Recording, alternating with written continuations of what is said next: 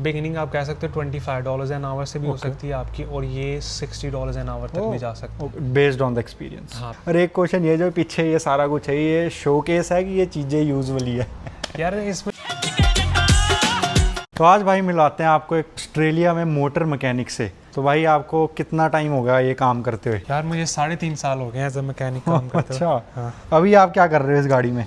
यार इस गाड़ी की ना हेड गैस्केट गई हुई थी, तो अभी हम नया इंजन डाला है इसमें। नया तो नहीं, सेकंड हैंड ही डाला है। अच्छा। सब कुछ हो गया, बैटरी लगा के टेस्ट करना है कि कमी बेशी तो नहीं है। और इसमें आप पहले ये बताओ, पहले तो इंटरेस्ट कैसे आया इस फील्ड में आपको? फीस कम थी कोर्स की, और काफ़ी लड़के कर रहे थे, कंसल्टेंट भी ये रेकमेंड कर रहे थे, लेकिन बाद में यही मेरा शौक बन गया और यही मेरा बिजनेस बन गया।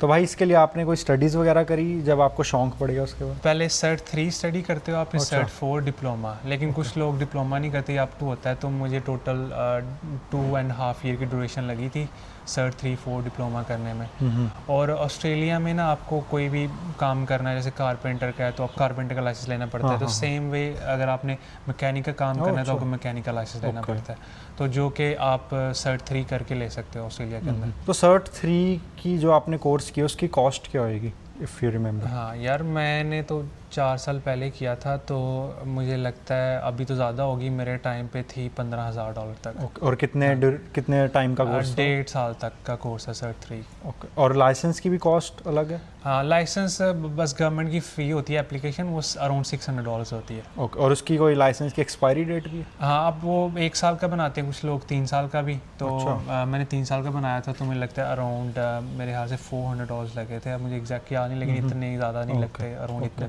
लगते हैं। ओके। तो आपको ऑस्ट्रेलिया में आए हुए कितना टाइम हो गया?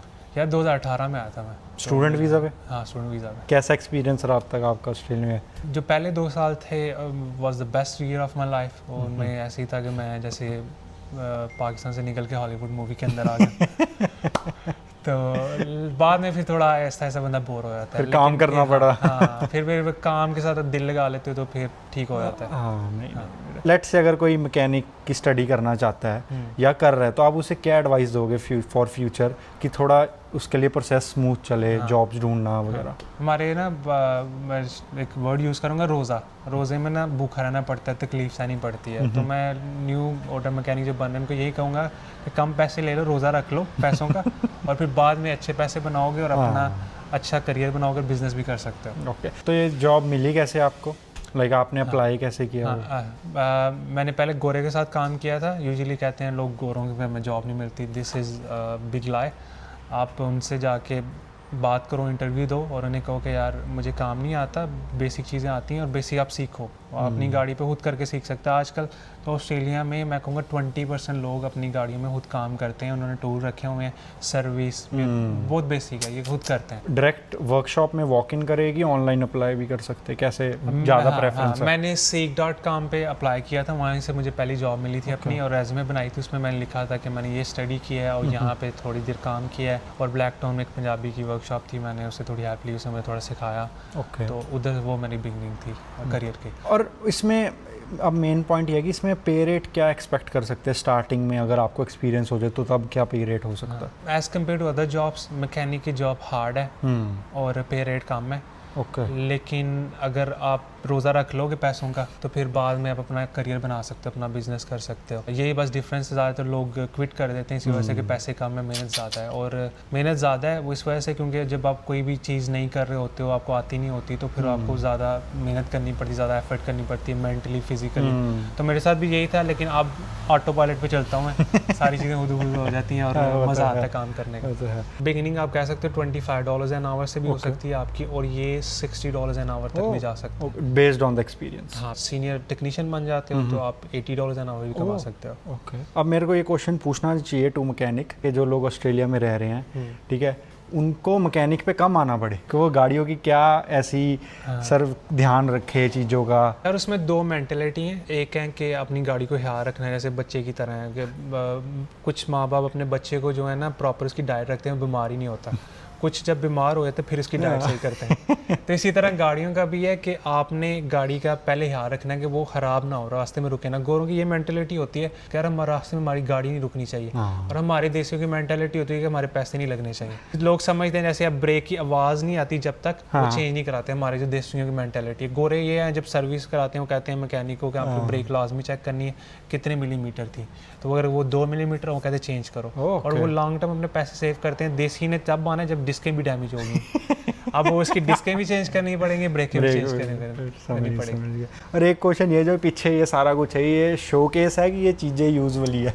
यार इसमें हम यूज़ भी करते हैं। ये असल में थी एलपीजी शॉप। अच्छा। हाँ, पहले एलपीजी बहुत कॉमन थी ऑस्ट्रेलिया में। गवर्नमेंट आपको रिपेट भी देती थी $1000 अपनी गाड़ी में एलपीजी लगाने के। ओके। क्योंकि ये एनवायरनमेंट फ्रेंडली थी, तो पेट्रोल से ज़्यादा पोल्यूशन होती थी, तो गवर्नमेंट चाहती थी थोड़ी पोल्यूशन कम हो। लेकिन अब इलेक्ट्रिक गाड़ियाँ आ गई हैं तो गवर्नमेंट ने रिपेट ख़त्म कर दिया है, तो अब ये एलपीजी का सामान बस शोकेस के। हाँ, तो लेकिन ये हम इतना इसमें से यूज़ नहीं करते। ये ज़्यादातर एलपीजी के कनेक्शंस वगैरह हैं गाड़ी में। वैसे इस वर्कशॉप है पूरे सिडनी के अंदर सबसे नंबर 1 वर्कशॉप थी जो गाड़ियों में एलपीजी इंस्टॉल करती थी। ओह अच्छा। हाँ, लेकिन आजकल बस हम रिमूव करते हैं, इंस्टॉल नहीं करते, क्योंकि बस ट्रेंड खत्म हो गया। ओके। बाकी अगर कोई ऑस्ट्रेलिया मूव होने का सोच रहा है अब, तो आप उसे क्या एडवाइस देना चाहोगे? जब मामा आए थे तब भी कहते थे चीज़ें मुश्किल हैं, आपके टाइम पे भी वो कहेंगे चीज़ें बहुत मुश्किल हैं, तो लेकिन हो जाएगा सब कुछ। साथ साथ कोई भी ज़िंदगी में आप काम करो तो साथ साथ मुश्किलात होती हैं, लेकिन वो फिर ईजी भी होता जाता है काम। एज अ कार ओनर अगर मैं देखूँ, ऑन एंड एवरेज कितने की सर्विस होती है गाड़ी में ऑस्ट्रेलिया में? अच्छी सर्विस जैसे डीलरशिप में होती है $300 की भी होती है। ओके। हाँ, और आजकल मार्केट में बैठे हुए हैं $100 से शुरू हो रही है। ओके। मैं किसी मैकेनिक पे चला गया तो हमें कैसे पता लगेगा कि वो जेन्युइन काम कर रहे हैं यहाँ पे? हमेशा ना लॉग बुक सर्विस कराओ आप। ओके। हाँ, और हाली ऑयल फिल्टर ऑयल चेंज का नाम सर्विस नहीं है। आप ब्रेक पैड्स भी चेक करो, अपना कूलेंट लेवल भी चेक करो, अपना ब्रेक फ्लूइड भी, अपनी बैटरी भी टेस्ट करवाओ। तो ये सारी चीज़ें आप जब करवाओगे तो आपकी गाड़ी कभी भी ब्रेक डाउन नहीं होगी, और लॉन्ग टर्म में आप ज़्यादा पैसे नहीं लगाओगे अपनी गाड़ी पे, सिर्फ बेसिक सर्विस पे पैसे ही लगेंगे उस पर। बाकी अगर आपसे सिडनी में सर्विस करानी हो तो आप कहाँ पे मिलोगे? हमारी शॉप है रिवर्स्टन एलपीजी सेंटर।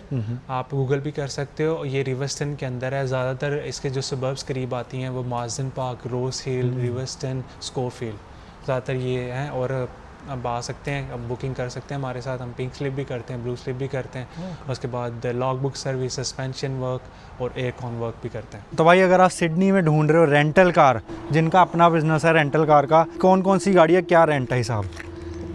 यार हमारे पास ना 150 से लेके $300 पर वीक पे रेंट पे गाड़ियाँ अवेलेबल हैं। वो डिपेंड करता है कि कस्टमर की क्या चॉइस है। लेट्स से अगर ये वाली गाड़ी किसी ने लेनी हो i20 की, 165 पर। और ये वाली? ये भी 165 पर। और वो जो ब्लैक खड़ी है? 150 पर वीक। ओके, 150। और क्या क्या रिक्वायरमेंट्स होएगी इसके लिए? यार आपको लाइसेंस चाहिए वैलिड, आप इंडियन लाइसेंस पे भी ले सकते हैं। और अपना ओवरसीज़ लाइसेंस किसी और कंट्री जैसे बांग्लादेश, नेपाल से भी ले सकते हैं, कोई मसला नहीं है। बस वैलिड होना चाहिए और असली होना चाहिए।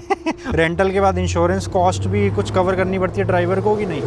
एक्सेस फी देना पड़ती है बस। वो तो जब एक्सीडेंट नहीं, रेंटल में 160 के ऊपर 160, जैसे अब फॉर एग्जांपल ये 165 पर वीक है, तो इसमें हम आपको रेजो भी प्रोवाइड करेंगे, रोड साइड असिस्टेंस भी प्रोवाइड करेंगे, कम्प्रीहेंसिव इंश्योरेंस भी प्रोवाइड करेंगे।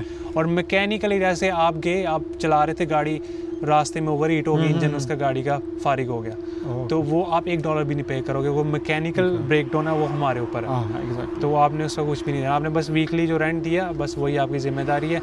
और that's pretty much. Thank you so much. बहुत शुक्रिया।